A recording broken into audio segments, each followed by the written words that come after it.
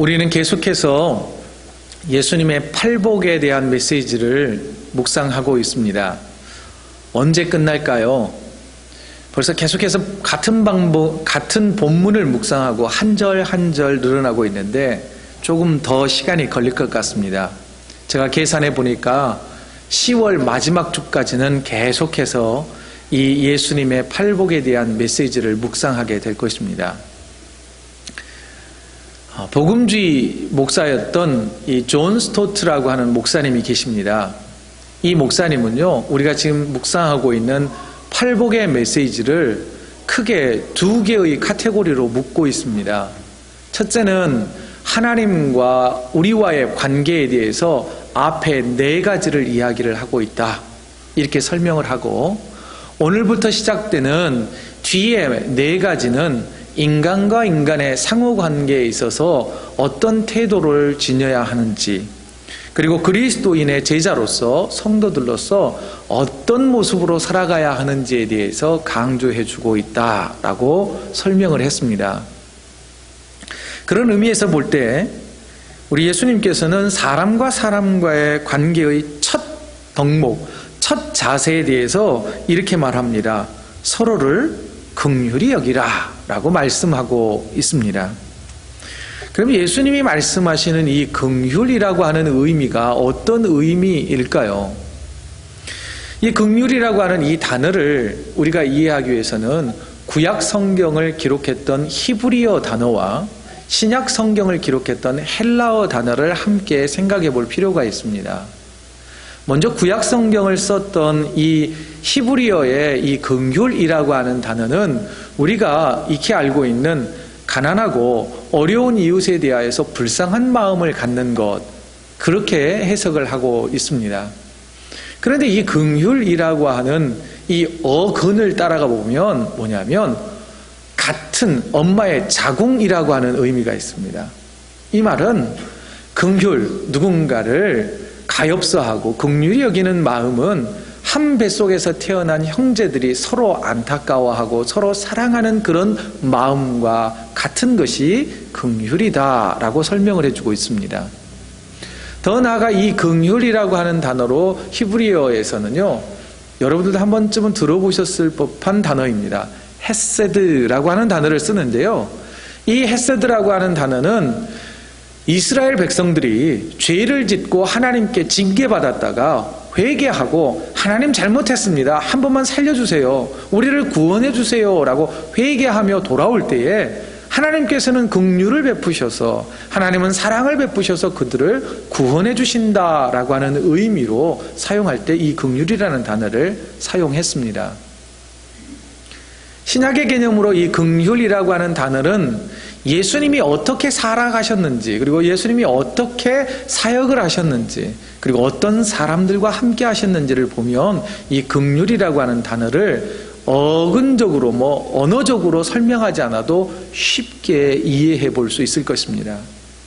특별히 예수님이 우리에게 보여주신 긍휼이라고 하는 이 단어는 어디에서 가장 잘 나타나고 있냐면 십자가 위에서 우리의 죄를 구원하시기 위하여 죽으시는 그 사랑이 바로 긍휼이라고 하는 단어를 전부 다 설명해주고 있다는 것이지요.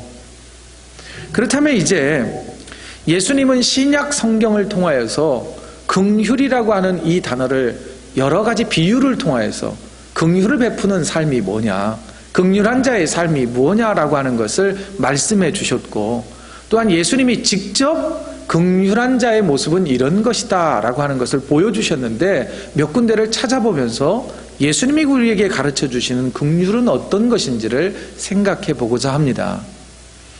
마태복음 15장에 보면은요, 이 돌아온 탕자의 비유라는 게 있습니다. 이 돌아온 탕자의 비유를 이렇게도 표현합니다. 돌아온 탕자라기보다는 기다리는 아버지의 비유가 훨씬 더 좋은 표현이다라고 하기도 합니다. 이 아버지에게는 2 아들이 있었습니다. 그런데 이 둘째 아들이, 여러분 혹시 둘째 있습니까? 둘째 아들이 꼭 더 문제를 일으키는 경우가 많습니다. 우리 집에서 그랬어요. 우리 둘째 형이 항상 문제를 일으켰습니다. 큰일 났네요. 우리 둘째 형이 제 설교를 간혹 듣는데 이 말 들으면 싫어할지도 모르겠어요. 어쨌든 우리 집안 식구들은 다 공히 알고 있고 우리 형님도 알고 있는 둘째 아들이었던 우리 둘째 형이 문제를 제일 많이 일으켰습니다. 둘째 아들이 아버지가 살아계시는데도 아버지에게 요청합니다. 아버지, 내가 유산으로 받을 수 있는 모든 금액을 저에게 미리 상속해 주십시오. 당시의 여러 가지 관습과 율법으로 말하자면 그랬다가는 돌에 맞아 죽습니다. 그런데 아버지를 얼마나 졸랐던지 아버지가 미리 유산을 상속해 줬습니다. 둘째 아들은 그 돈 가지고 가서 성경 말씀을 그대로 옮기자면 허랑방탕하게 삽니다. 얼마 지나지 않아서 그 돈이 다 떨어지고 맙니다. 그래서 그는 노숙자로 전락하고 말지요. 노숙자로 살아가다가 생각한 끝에 그래도 아버지 집으로 돌아가면 아버지가 나를 내치지는 않겠지. 아버지가 나를 내치면 내가 아버지 집에 종살이를 하면 이보다는 낫겠지 생각을 하고 아버지 집으로 돌아갑니다. 노숙자의 꼴을 하고 이 아들이 동구 밖에 들어섭니다. 마을 어귀에 서서 아들은 틀림없이 그랬을 겁니다. 가마로 갔다가 혹시 맞아 죽는 거 아니야? 그런데 멀리서 아버지의 음성이 들립니다. 병환아. 아버지가 아들을 향하여 버선발로 달려간단 말 아시죠? 막 달려갑니다. 노숙자의 꼴을 하고 냄새나는 그 아들을 껴안으며 볼에 입 맞추면서 잡았다. 가자. 그러면서 다 씻기고 새로운 옷으로 갈아입혀주고 신발로 신겨주고 그 다음 권위를 상징하는 이 가락지를 다시 끼워주면서 아들로 맞아줍니다. 그때 가장 불쌍한 송아지 한 마리는 둘째 아들이 돌아와서 죽음을 맞고 맙니다. 그래서 이 송아지를 잡아서 동네 사람들과 잔치를 벌이고 있습니다. 저는 이 아버지의 마음이 긍휼이라고 하는 이 단어를 가장 잘 설명하고 있다고 생각합니다. 이 아버지의 마음, 집 나간 아들을 끝까지 기다리는 아버지의 마음이 곧 우리 예수님의 마음이요 하나님의 마음이라는 것이지요. 그런데 이런 예수님의 마음을 잘 설명하던 가운데 예수님께서는 당시의 죄인이라고 생각했던 여러 사람들과 식사를 하셨고 교제를 하셨습니다. 당시 사람들이 제일 싫어하는 직업군 가운데 하나는 세관원, 세리였습니다. 로마에 빌붙어서 백성들의 피를 빨아먹는 거머리처럼 생각했기 때문이죠. 그런데 어느 날 예수님이 그 세리와 식사를 하고 계시는 거예요. 그러자 바리새인들이 종교적으로 굉장히 뛰어나다는 사람들이 와서 막 손가락질을 하는 겁니다. 세리와 식사를 하시다니요. 그리고 저런 가난한 자들과 헐벗은 자들과 함께 하다니요. 당신은 우리의 메시아가 될 수 없습니다라고 막 불평을 쏟아냅니다. 그러자 예수님께서 하신 말씀은 마태복음 5장 20절의 말씀이었습니다. 다 같이 읽지요. 시작. 내가 너희에게 이르노니 너희 의가 서기관과 바리새인보다 더 낫지 못하면 결코 천국에 들어가지 못하리라. 그 모든 비난의 소리를 제자들도 듣고 있었고 옆에 있었던 많은 예수님을 따르는 사람들도 들었습니다. 그럴 때 예수님이 하시는 말씀은 제자들아 잘 들어라. 봐라. 종교적으로 형식적으로 의식적으로 자신들이 더 의롭다라고 생각하는 사람들이 긍휼한 삶을 사는 게 아니다. 정말 의로운 자의 삶은 긍휼을 베풀고 누군가에게 선을 베풀며 사랑을 베푸는 사람이 진정으로 의로운 자다라고 하는 것을 말씀해 주고 있습니다. 그러면서 예수님뿐만 아니라 야고보 사도는요, 믿는 자들이 삶으로 행동으로 그 믿음을 실천해야만 그 사람이 진짜 그리스도인입니다 라고 하는 메시지를 강조했던 분인데요, 이 야고보 사도는 예수님의 말을 더 한 걸음 더 나아가서 야고보서 2장 13절에 이렇게 말합니다. 다 같이 한번 읽어보죠. 긍휼을 행하지 아니하는 자에게는 긍휼 없는 심판이 있으리라. 긍휼은 심판을 이기고 자랑하느니라. 이 말은 뭐겠습니까? 긍휼을 베풀지 않으면 하나님께도 긍휼을 기대하지 못한다라고 하는 것이지요. 결국 긍휼을 베풀어야만, 긍휼을 삶 속에서 실천해야만 그 사람이 진정한 그리스도인이다라고 하는 것을 야고보 사도는 우리에게 강조하고 있는 것입니다. 그런데 여러분, 이 긍휼을 실천하는 것이 굉장히 중요하지요. 자, 그러면 이제 긍휼을 실천하기 전에 우리에게 필요한 게 있습니다. 무턱대고 사랑을 실천하고 긍휼을 실천한다고 해서 누구나 다 그것을 받아들이는 것은 아니거든요. 나의 입장으로 아무리 사랑을 표현해 보십시오. 그것은 내 입장이지 상대방의 입장은 아니라는 거예요. 나는 사랑한다고 표현했지만 그에게는 상처가 될 수 있다는 거죠.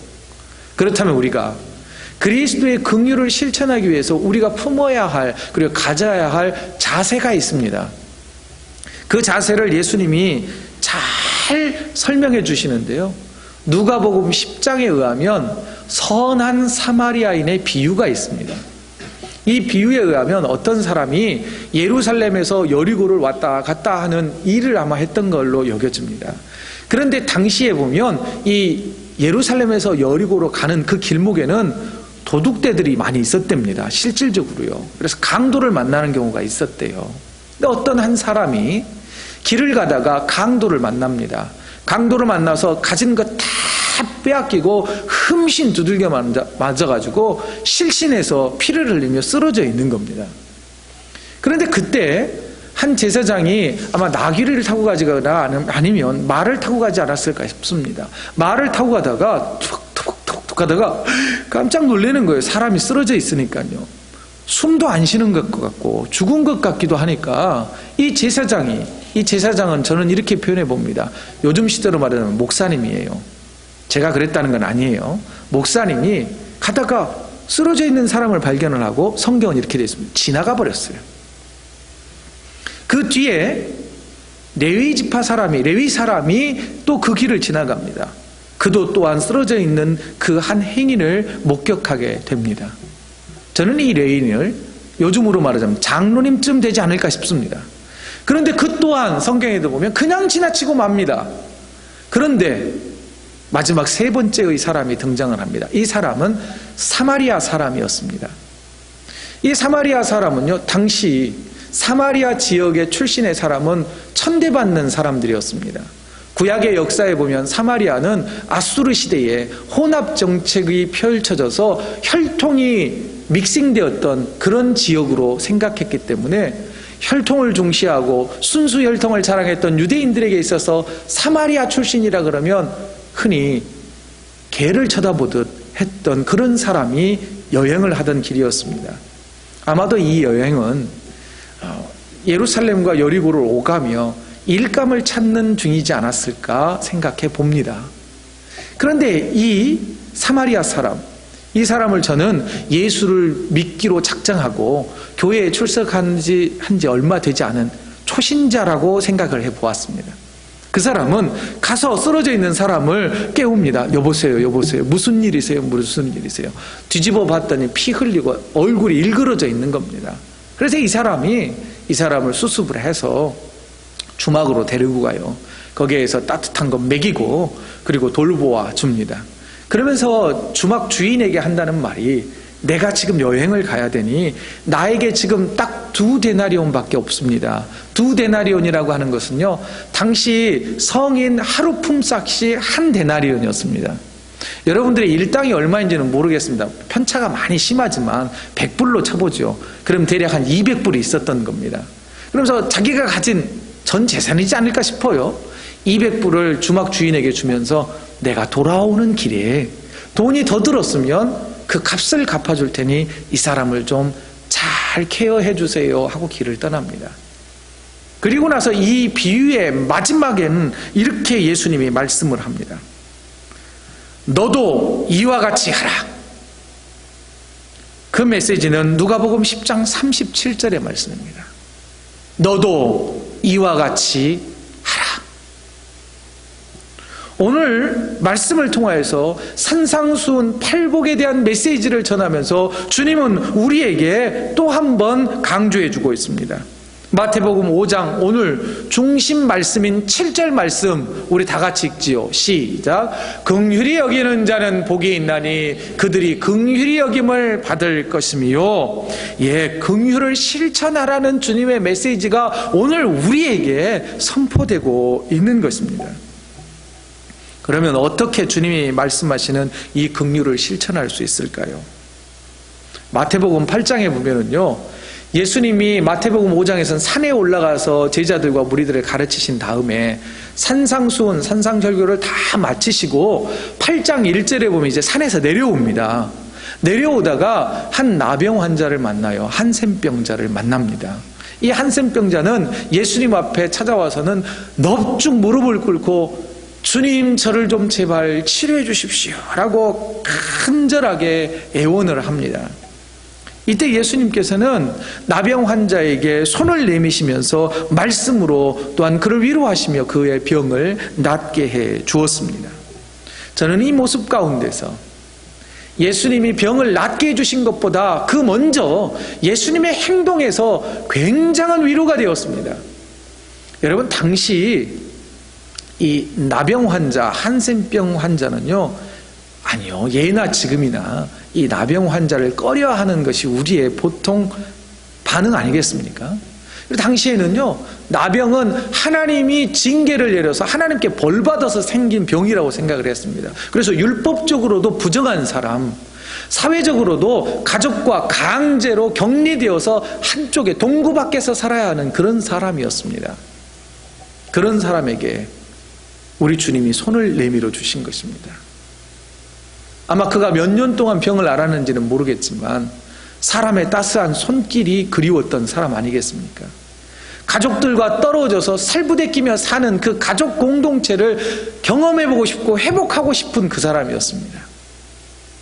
그 사람을 주님은 만지시면서 치료해 주셨고, 그 나병 환자에게 주님은 말씀합니다. 너는 빨리 서둘러서 제사장에게 가라. 그 누구에게도 보이지 말고 제사장에게 가서 율법에 의하여서 병 나은 것을 확인받고 가족에게로 돌아가라.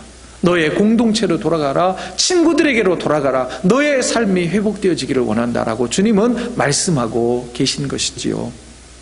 저는 이 예수님의 행동을 통하여서 말씀으로 그의 병을 낫게 하시기 전에 병든 사람의 그 상처난 감정을 터치해 주시는 그 주님의 공감에 대하여서 크게 은혜가 되었습니다. 마가복음 5장에 보면은요, 12년 동안 하혈을 하는 혈루증 앓는 여인이 등장을 합니다.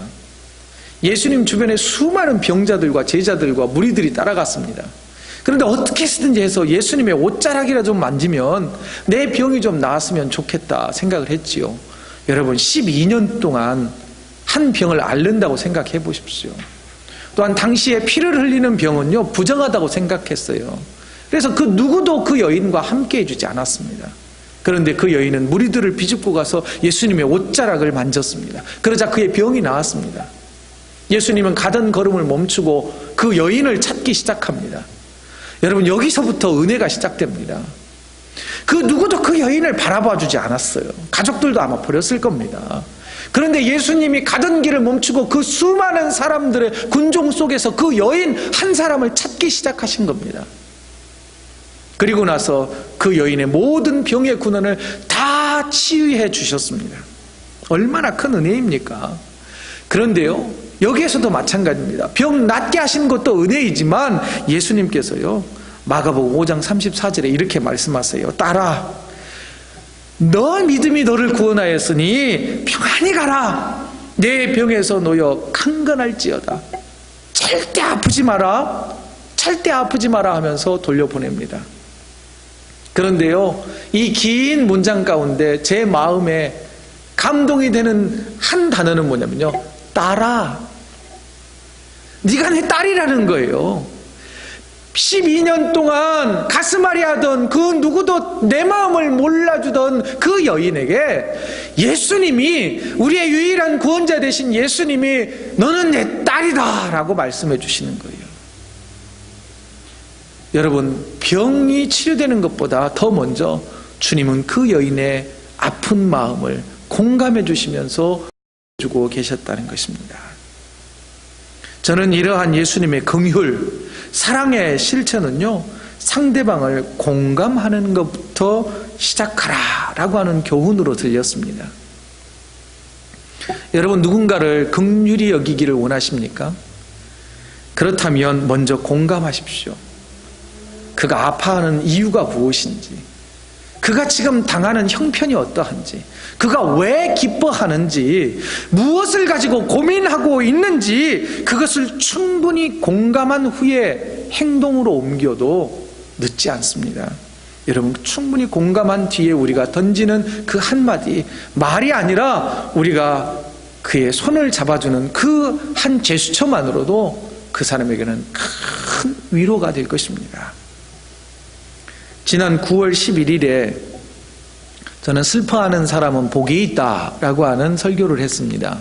그때 한 책을 소개해 드렸지요. 사람은 가도 사랑은 남는다 라고 하는 김영복 목사님의 책을 소개해 드렸습니다. 참 크게 은혜가 되었고 감동이 되어서 이 저자인 김영복 목사님에게 페이스북에 개인적으로 메시지를 보냈습니다. 제가 이러이런 은혜를 받았습니다. 제가 이러이런 격려가 되었습니다. 그랬더니 목사님이 또 친절하게 저에게 메시지를 보내셨어요. 그러면서 저에게 한 권의 책을 소개해 주셨는데 그 책이 아버지의 빈자리라고 하는 책이었습니다. 캐나다에서는 살 수 없어서 주문해가지고 지난주에 받아보았습니다. 쭉 읽어보았는데요. 그 책 내용을 잠시 한번 소개해 드리죠.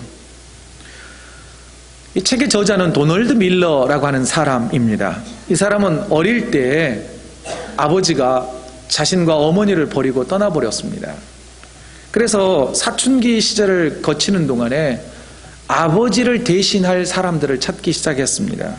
삼촌을 찾아갔고 친구의 아버지를 통하여서 아버지의 상을 그려보기도 했습니다.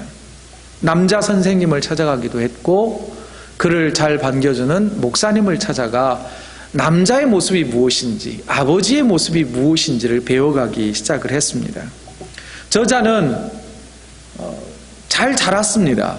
그런데 그의 나이가 30대 중반이 되어서야 자신이 어릴 때부터 아버지의 빈자리 때문에 큰 상처를 받았다라고 하는 것을 깨닫게 됩니다. 아버지의 빈자리가 너무나 크게 다가왔던 것입니다. 그래서 그는 이 육신의 아버지가 없는 자리를 우리 모두의 아버지가 되시는 하나님으로 채워가기 시작을 했습니다. 그러면서 그가 하나님을 통하여서 아버지 상을 다시 생각하게 되고 회복되어지고 치유되어지는 그의 아주 개인적인 체험에 대하여서 쭉 비유를 섞어서 책을 썼습니다. 그는 이 책을 쓰면서 이렇게 소개를 했습니다. 저는 여러 책들을 저술을 했지만 이 책처럼 가장 힘들게 저술한 책이 없고 가장 오랜 시간에 걸쳐서 쓴 책은 바로 이 책입니다 라고 소개를 하고 있습니다. 그리고 난 후에 이제 이 책을 다 집필하고 나서 도널드 밀러는 멘토링 프로젝트라고 하는 단체를 설립을 해서 이 아버지 없는 소년들에게 사회적 아버지의 역할을 하기 위해서 현재 노력하고 있습니다. 이 책을 읽는 동안 저는 지난 30년 동안 저 또한 아버지가 없이 살았습니다. 우리 아버지가 저를 버린 건 아니고요. 저희 아버지는 암으로 인해서 일찍 세상을 떠나셨습니다. 이 책을 읽는 동안 이 저자와 저의 공통분모가 참 많다는 것을 알 수 있었습니다.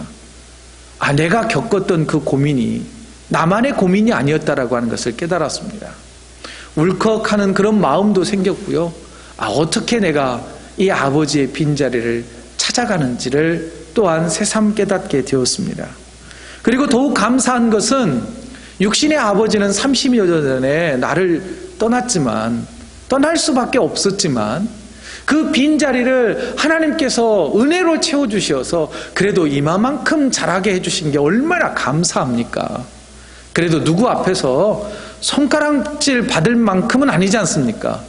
물론 손가락질, 저 목사님 간다, 목사님 간다, 이런 손가락질은 있겠지요. 얼마나 감사한지요. 그러면 여러분, 제가 왜 이 책을 읽는 동안 큰 감동을 받게 되었을까요? 그것은 공감이라고 하는 감정이 작동했기 때문입니다. 그가 전하는 메시지와 그가 전하는 교훈의 메시지가 나와 전혀 다르지 않다라고 하는 것을 제가 공감했기 때문입니다. 예수님이 오늘 말씀하시는 긍휼의 의미 또한 공감이라고 하는 말로 충분히 설명할 수 있다고 생각합니다. 공감한다는 것은 지식을 통하여 배움을 통하여서 얼마든지 누군가를 공감해 줄 수 있습니다. 그러나 여러분, 배워서 하는 것보다 경험을 통하여서 또한 내가 직접 체험을 통하여서 누군가를 공감할 수 있다면 얼마나 더 큰 힘을 발휘하겠습니까? 더 나아가 도널드 밀러가 아버지의 빈자리를 통해 치유를 경험한 후에 그가 회복된 뒤에 더 멘토링 프로젝트를 통하여서 미국의 수많은 아버지가 없는 남자 청소년들을 위하여서 사회적 아버지의 몫을 감당하기 위하여 노력하는 그의 모습이 우리의 모습이 되어야 된다는 것입니다. 긍휼을 베풀자, 말로만 하지 말고 내가 긍휼을 경험했다면, 아버지 하나님으로부터 긍휼을 체험했다면 긍휼이 필요한 그 누군가에게 내가 손을 내밀고 삶으로 살아보자라고 하는 메시지를 던져주고 있다는 것이죠. 사랑하는 성도 여러분, 오늘 주님은 긍휼히 여기는 자를 긍휼히 여기신다라고 약속하셨습니다. 오늘 본문의 메시지를 다시 한번 읽어보지요. 5장 7절의 말씀입니다. 다 같이 읽지요. 시작. 긍휼히 여기는 자는 복이 있나니 그들이 긍휼히 여김을 받을 것이며. 여러분, 누군가를 긍휼히 여기기를 실천하기 전에 예수님과 같이 우리가 같이 공감할 수 있는 능력을 길렀으면 너무 좋겠습니다. 하늘 보좌를 버리고 이 낮고 낮은 땅 위에 오셔서 우리들의 감정과 우리의 아픔과 우리의 배고픔을 모두 다 경험하신 주님께서 우리를 공감하시며 긍휼히 여기셨던 것처럼 우리도 긍휼을 실천하기를 원합니다. 더 나아가 여러 가지 경험들 가운데 아픔과 상처와 실패와 갈등 또는 기쁨, 고난의 이런 많은 경험들은 누군가를 공감하는 귀한 도구가 될 수 있다는 걸 여러분 기억하십시오. 저는 아버지를 일찍 잃어봤기 때문에 아버지 없이 살아가는 아이들에 대한 이 긍휼의 마음이 분명히 있습니다. 제가 예전에 섬기던 교회에서도 이 과부 전도사님이 계셨어요. 저는 그분을 성님이라고 불렀습니다. 저하고 파트너가 되어서 한 4년 일했는데 성님이라고 불렀는데 그의 아이들이, 전도사님의 아이들이 저보다 더 일찍 아버지를 이뤘습니다. 그래서 그 아이들을 바라볼 때 늘 이 긍휼의 마음이 있었습니다.